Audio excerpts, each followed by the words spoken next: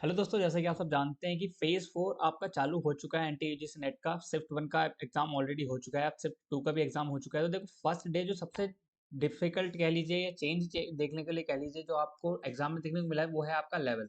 कि आपका लेवल जो है वो अभी आपका इंक्रीज़ कर दिया गया है। फेज़ 1, फेज़ 2 और फेज़ 3 में जिस तरीके के सिंपल पैटर्न पे आपका पेपर चल रहा था, वो पैटर्न अभी नहीं फॉलो हो रहा है। मतलब कि ऐसा नहीं कह सकते कि पूरा पैटर्न चेंज हो गया है, यहाँ पे थोड़ा-सा लेवल अप हो गया है। मतलब कि क्वेश्चंस को पूछने का तरीका चेंज हो गया है आपका।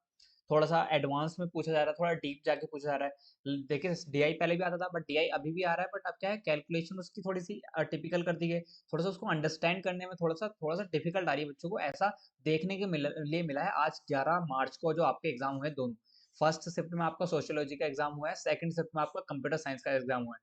दोनों में जो पैटर्न देखने के लिए मिला है वो यही है कि क्वेश्चंस का लेवल थोड़ा डीप गया है, डीआई थोड़े से हार्ड आए हैं, बाकी क्वेश्चंस जनरल आए हैं। क्वेश्चंस कोई अलग नहीं आया। टॉपिक्स जितने हमने अभी डिस्कस किए हैं, सभी टॉपिक्स वही रिपीट हो रहे हैं। जैसे अगर रिसर्च में देखें तो एथिक्स रिसर्च के रिपीट हो रहा है, कम्युनिकेशन में मॉडल रिपीट हो रहे हैं, और आगे भी हम देखेंगे क्या क्या हो रहा है।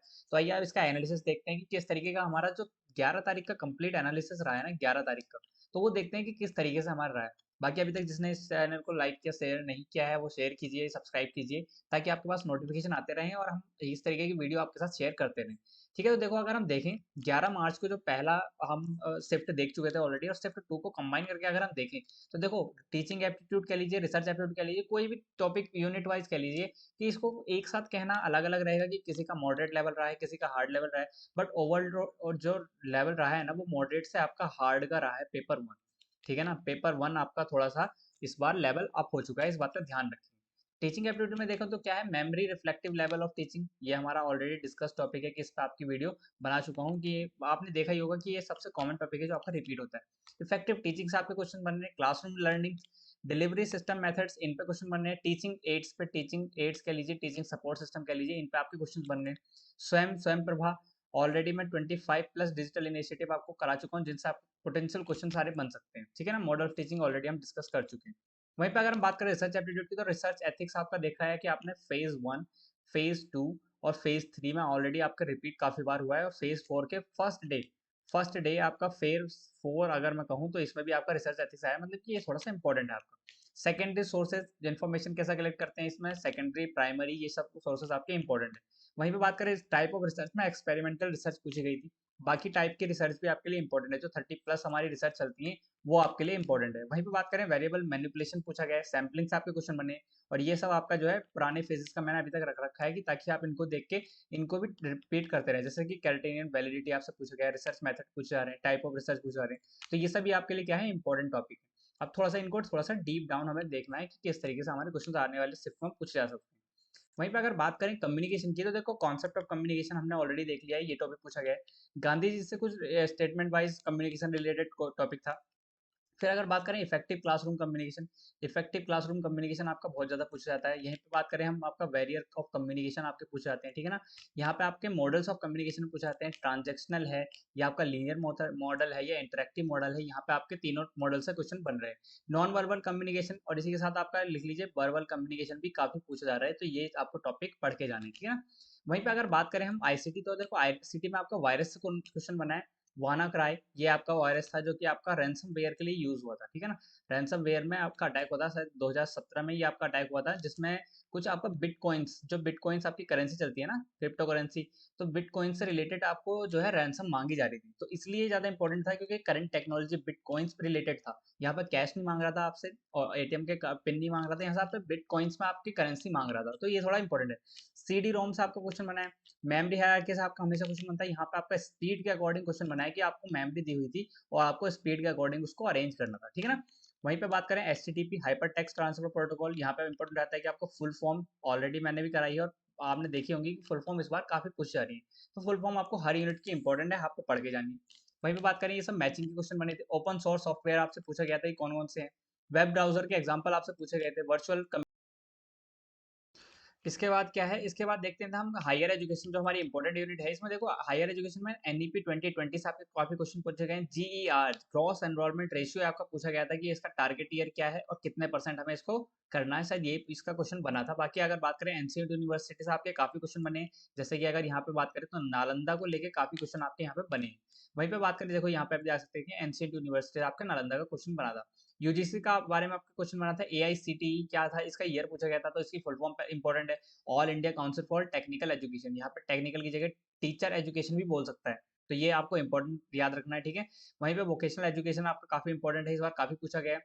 फुल फॉर्म पूछी गई थी समवे की, ठीक है ना, तो इसमें इंपॉर्टेंट आएगा फुल फॉर्म क्या है, skill assessment matrix for vocational advancement of youth, ठीक है ना। किसने दिया था, एनएसक्यूएफ ने बनाया था, एमओई मतलब जो उस समय पे था आपका एमएचआरडी, इसके साथ मिला के बनाया था 2014 में, ठीक है। वहीं पे आपका एजुकेशनल रिफॉर्म कमीशन, ये आपके लिए इंपॉर्टेंट है।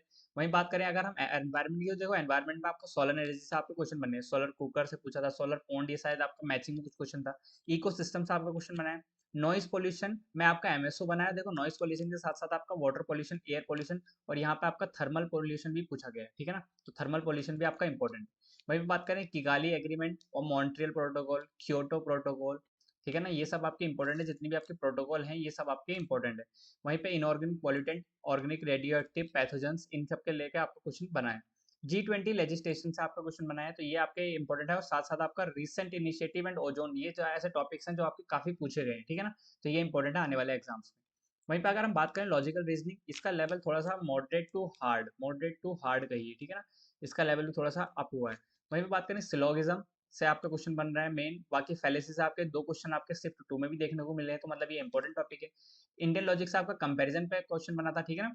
और यहाँ पे बात करें न्याय फिलोसफी, आपका पूछा है कल्पा, निरुक्ता, मीमांसा, इनसे आपके क्वेश्चन बन रहे हैं। यहाँ पे भी आपका वैदिक स्कूल से आपके क्वेश्चन बन जाते हैं, ठीक है ना, तो ये आपके लिए इंपॉर्टेंट है। स्क्वायर ऑफ ऑपोजिशन से देखो सेकंड शिफ्ट में आपका पूछा गया है कॉन्ट्रडिक्टरी, और फर्स्ट शिफ्ट में आपका कॉन्ट्रेरी से स्टेटमेंट बेस्ड एग्जाम्पल में पूछा गया था। लॉजिकल इक्विवेलेंट से आपसे पूछी जा रही है, तो ये आपके लिए इंपॉर्टेंट है। मैथ्स रीजनिंग, ये पार्ट थोड़ा सा इजी आ रहा है, इसकी जगह आपका डीआई में थोड़ा सा कॉम्प्लेक्स आपका ज्यादा हो जाता है, तो इसलिए मैथ्स आपकी इजी आ रही है। डिस्टेंस डायरेक्शन पूछा है, लेटर सीरीज पूछी है, प्रॉफिट एंड लॉस पूछा है, नंबर सीरीज में कुछ सीरीज देखी थी, शिफ्ट 1 का क्वेश्चन है जिसमें आपको 51st सम टर्म निकालनी थी, सिंपल था। सिंपल इंटरेस्ट और कंपाउंड इंटरेस्ट ये आपसे पूछे गए। एवरेज का क्वेश्चन था, ये दोनों आपके शिफ्ट 2 में क्वेश्चन बने। टाइम एंड वर्क का शिफ्ट 1 में आपका क्वेश्चन बना है, तो ये क्या है आपके इंपॉर्टेंट टॉपिक्स है। मैथ्स में सारे टॉपिक्स रिपीट हो रहे हैं, और पैटर्न कह लीजिए या कह लीजिए कॉन्सेप्ट भी आपके रिपीट हो रहे हैं, ठीक है ना, तो कॉन्सेप्ट भी आपके रिपीट हो रहे हैं और क्वेश्चंस भी रिपीट हो रहे हैं, तो मैथ्स में ज़्यादा कुछ दिक्कत देने वाली बातें है नहीं।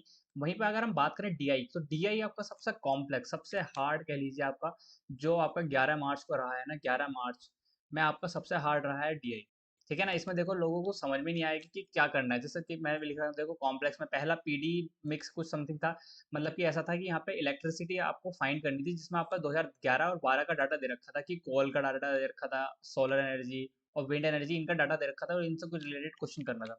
वहीं पे अगर शिफ्ट 2 की बात करें, तो शिफ्ट 2 में क्या था कि आपके पास मिसिंग वैल्यूज थी।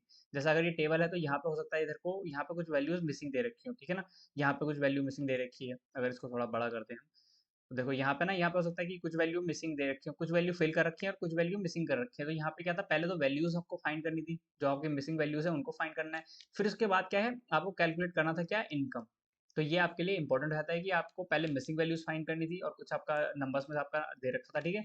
वहीं पे अगर कंपेयर टू बात करें हम आरसी की, तो आरसी आपकी ईजी रहे, ठीक है ना। देखो कंपनसेट करने के लिए आपका क्या था, अगर डीआई हार्ड है, तो ये आपका इतना इजी था कि 5 से 5 क्वेश्चन आप आराम से सीधे देख के कर सकते थे। जो अगर सेकंड शिफ्ट की बात करें, तो सोशल मीडिया प्लेटफॉर्म इसका थीम थी, जिससे आपके क्वेश्चन बने थे, ठीक है ना। तो ये क्वेश्चन देखो आप देख सकते हैं कि यहाँ पे डीआई वाला पार्ट थोड़ा सा हार्ड आया, बाकी सब जो टॉपिक्स आपके रिपीटेड हैं, बट क्या है कि थोड़ा सा आपका डिटेल में पूछा जा रहा है, ठीक है ना। तो आपको ये ध्यान रखना है कि आपका देखो पेपर हार्ड नहीं आ रहा है, आपका थोड़ा सा, या तो कह सकते हैं आप प्रिपरेशन आपका थोड़ा कम पड़ रहा है, या फिर कह लीजिए कि आप जो पीवाईक्यू बेस्ड क्वेश्चंस कर रहे थे ना, वो पीवाईक्यू बेस्ड क्वेश्चंस यहाँ पे अभी तक नहीं पूछे गए हैं 11 तारीख को, ठीक है ना। तो ये थोड़ा सा इंपॉर्टेंट रहता है कि थोड़ा सा पैटर्न आपका चेंज हुआ है, तो इस बात को ध्यान रखते हुए आपको अपनी तैयारी करनी है। बाकी आप बने रहिए हमारे साथ, हम भी आपको इंपॉर्टेंट टॉपिक्स करा रहे हैं। बाकी आप अपनी तैयारी करते रहिए। सबको गुड विशेष, थैंक यू।